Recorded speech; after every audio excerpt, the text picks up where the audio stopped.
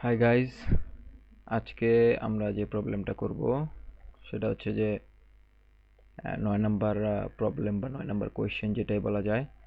Right a C program to find power of any number x to the power y।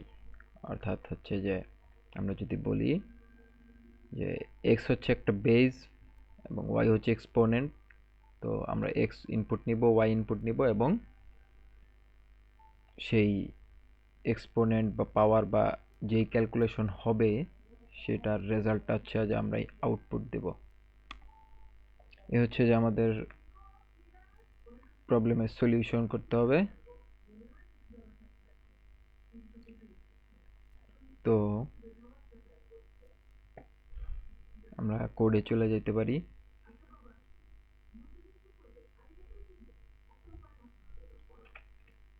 Nine C, তো আমরা হচ্ছে পুরা কোডটা copy করে 9C এ হচ্ছে বসাই দিই।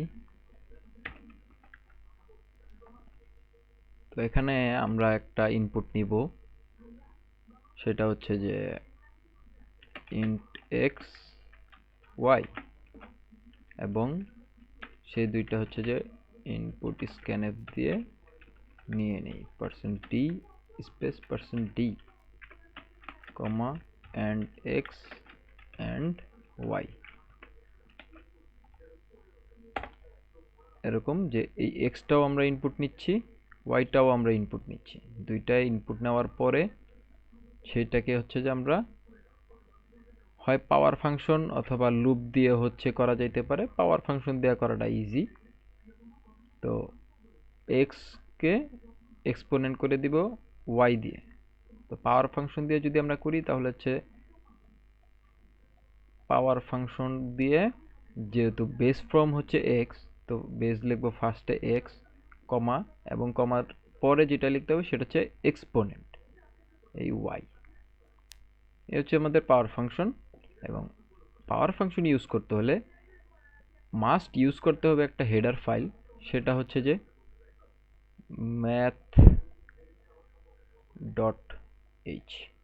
math.h এই হেডার ফাইলটা ইউজ করতে হবে। তাহলে হচ্ছে যে আমরা এই পাওয়ার ফাংশনটা ইউজ করতে পারবো। Let's jump into the code. আমাদের math.h টা আমরা অলরেডি ইনক্লুড লিখে দিছি, এবং এখানে আমরা এখন যেটা করব পাওয়ার ফাংশনটা একটা ইন্ট পাওয়ার একটা ভেরিয়েবল নিব, এবং সেই ভেরিয়েবলের মধ্যে আমরা পাওয়ার ফাংশনটা ইউজ করব। প্রথমে দিতে হবে আমাদের বেস ফর্ম, তো বেসটা হচ্ছে এক্স কমা, তারপরে দিতে হবে আমাদের এক্সপোনেন্ট অর্থাৎ ওয়াই দিয়ে দিলাম। দেন আমাদের কাজ হচ্ছে যে প্রিন্ট দিয়ে আমাদের পাওয়ার রেজাল্টটা বের করে দেওয়া। %d নিউ লাইন এবং পাওয়ার। let's see, let's run this program, and this program is asking two inputs as like x and y. So let's try with the lower values, base 2 and space exponent 4, 2 to the power 4 we know 16. okay, result is correct. Again let's see 2 to the power 16. okay, that is correct also, I think. So that's it. That's the ninth problem.